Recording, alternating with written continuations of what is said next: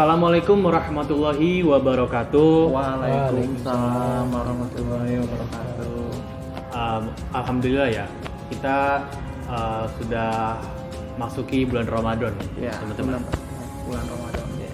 Jadi mungkin kita perkenalkan dulu nih ya, dari gua sendiri siapa. Mungkin kalian udah tahu nih, gua kan kemarin itu udah ngisi video yang sebelumnya tuh yang podcastan. Nah, sekarang di sini gua ngisi video Q&A. Gitu. Oke, mungkin gua perkenalkan lagi, nama gua Jagat dan sekarang rekan gua udah mulai ganti lagi nih. Boleh perkenalkan? Ya, nama saya Bagus. Ya, oke. Cuman gitu doang? Enggak. Oke. Kameramen nggak boleh ketawa. Kameramen nggak boleh ketawa. Iya. Boleh buat ngisi, Iya, boleh ngisi. Oke. buat ngisi suara biar nggak bosan. Ya mungkin nggak bosen-bosen ya kita Ya. manggil pembicara kita pada kali ini, yaitu the man of the power of the dakwah of the helm level 3 of the rompi level 3. Pasar kaget beli helm. Dia itu. Muhammad Rifat Mauludi. Nah, oke. Jadi Bang Rifat ini insya Allah lah yang membantu menjawab pertanyaan-pertanyaan yang mungkin teman-teman sendiri pun masih bingung gitu. Oke. Mungkin kita langsung aja kali ya. Langsung kali ya buat ke sesi pertanyaan. Oh ya, sebelumnya tanya dulu nih, kita kabarnya gimana nih? Mungkin dari Bang Rifat sendiri yang sudah tua. Kurang ajar ya. Jangan gitu dong. Kan tanya kabar dari orang yang lebih tua dulu. Gue yang umurnya tua tapi muka dia Lebih tua. muda. Lebih tua. Oke. Gimana Bang kabarnya Bang? Alhamdulillah baik Jagat. Dan siapa nama Anda? Bagus. Ya. Berarti kabar Anda bagus. Iya. Kabar saya bagus. Kabar bagus Jagat. Nyambung. Oke, ini kan kita kan puasa yang pertama ya Bang ya. Kita udah ketemu lagi nih bulan Ramadan nih. Sebelum lu masuk bulan Ramadan ini, kira-kira apa aja sih hal-hal yang memang lu persiapkan gitu buat masuk bulan Ramadan ini? Gini-gini aja. Ya kita kalau di sunnahnya kan memperbanyak ibadah gitu ya. Ya, benar. Biar pas Ramadan ibadahnya kan disunahkan lebih banyak gitu. Iya. Jadi kuat latihannya gitu. Latihan, Sahabatnya udah latihan puasa, udah latihan tilawah, udah latihan apalah gitu, sunahnya begitu. Berarti kalau dari Bang Rifat sendiri emang lebih kayak ke sunnahnya gitu, kayak perbanyak ibadah, perbanyak puasa. Ya berkata udah dilatih lah sebelum memasuki bulan Ramadan.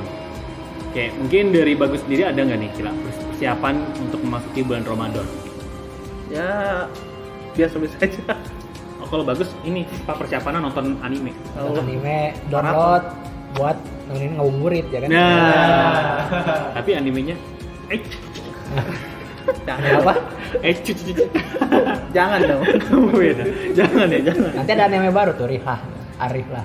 Oh iya, dari Arab. Ya. Emang Arab yang bikin, orang Arab. Kerjasama. Orang Jepang kerjasama sama orang Arab. Gua nggak ditanya. Gua nunggu. Bukan narasumber, masa lu nanya? Iya. Kamu aja nggak apa? Buat Jagat gimana kabarnya? Alhamdulillah baik. Nah, terus Ada buat persiapan buat Ramadan tahun ini nggak? oke, kalau gua sendiri sih honestly gua alhamdulillah gua udah hampir sama sih sebenarnya sama kayak Bang Rifat. Gua kayak berbanyak ibadah, banyak sholat. Ya, Jangan muntah dong. Kesannya gimana saya jadinya? Ya mungkin lebih kayak ke situnya sih.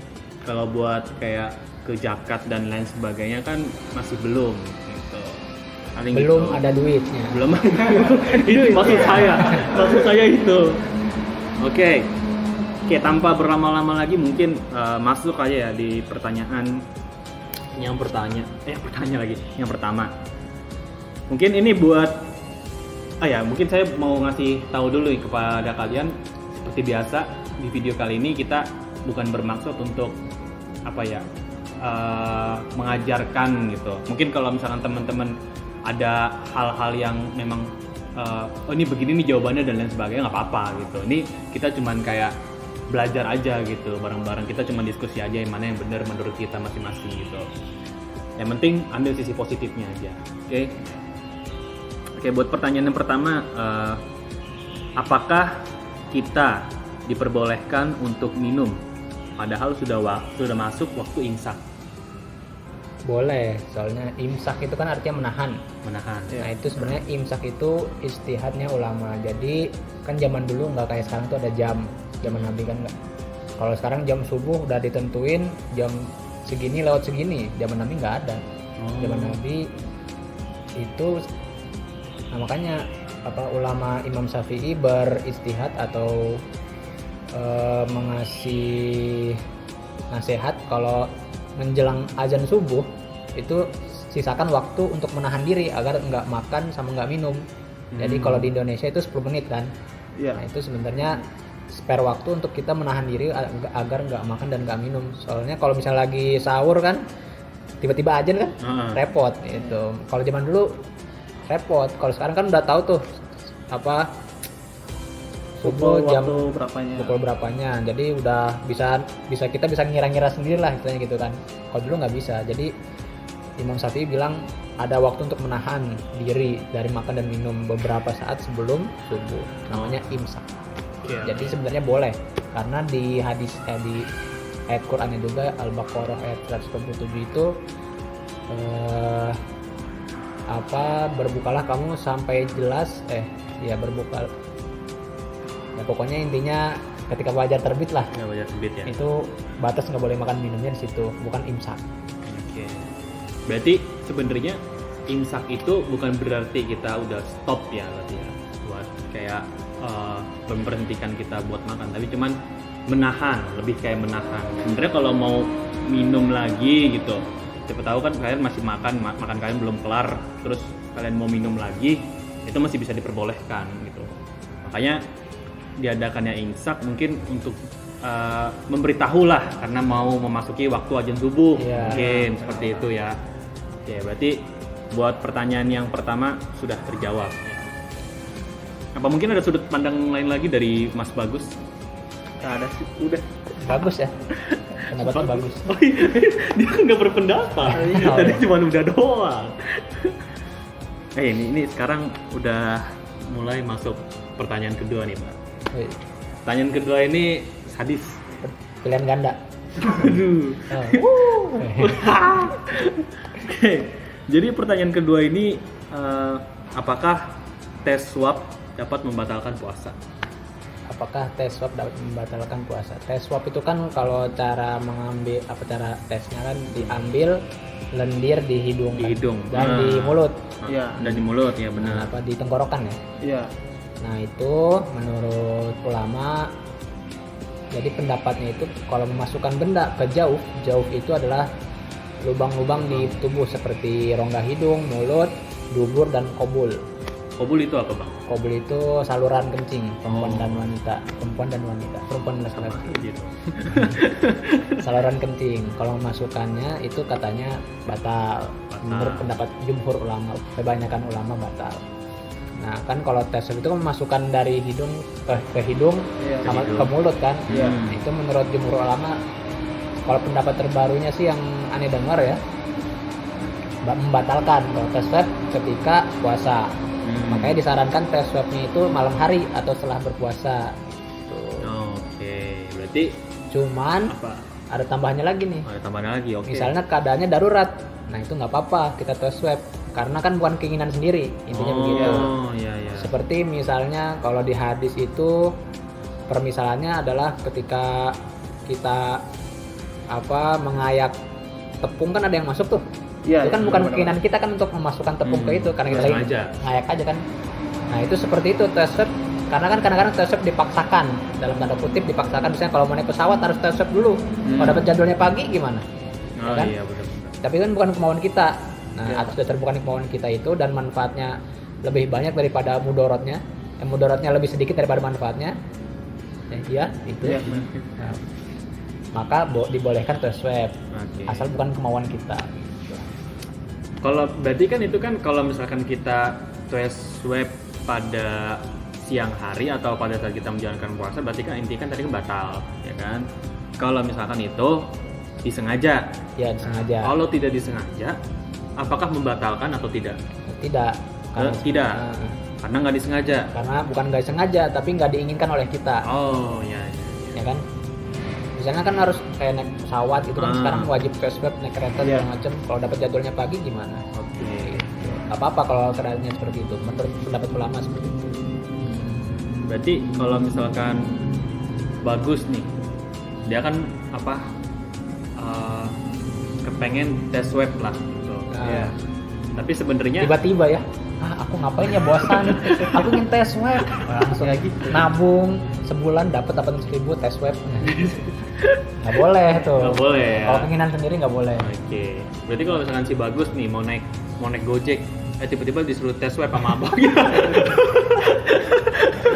Biasanya nawarin helm, nawarin alat tes swab. Ini Pak, tes swab dulu. Saya nanti batal puasanya nih, kan nggak diinginin. Kata siapa? Bang Ripat.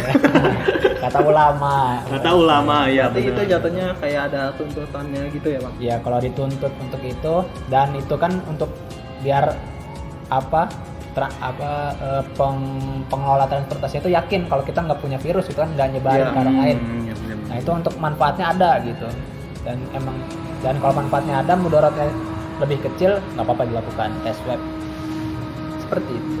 Oke, jadi udah jelas ya tadi yang udah dikatakan Bang Rifat bahwa kalau misalkan tes swab itu bikin batal puasa.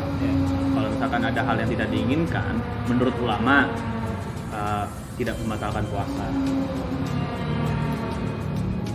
Oke, buat pertanyaan selanjutnya yaitu pertanyaan terakhir mungkin dari kalian semua gitu, yang masih bingung nih. Apakah vaksin COVID-19 di bulan Ramadan bikin kita batal? Kan tadi kan udah dikasih tahu kan, kayak masuk rongga hidung, kan masuk mulut, terus masuk dubur, sama masuk apa tadi? Saluran kencing. Saluran kencing, itu dapat membatalkan. Ya. Nah ini gimana nih kalau misalkan ada vaksin masuk ke tubuh kita secara langsung gitu, disuntik? Apakah itu dapat membatalkan puasa atau tidak, Bang? Kalau dari fatwa MUI-nya udah keluar ya.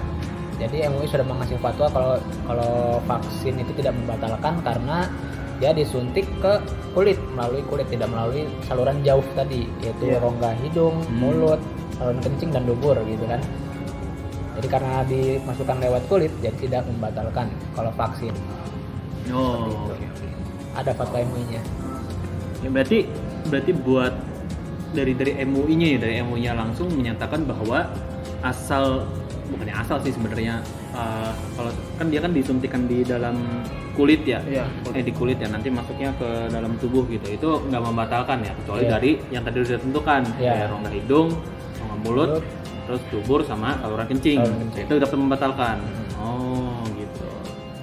Ya, oke, mungkin untuk pertanyaan kita ya mungkin sampai di sini aja.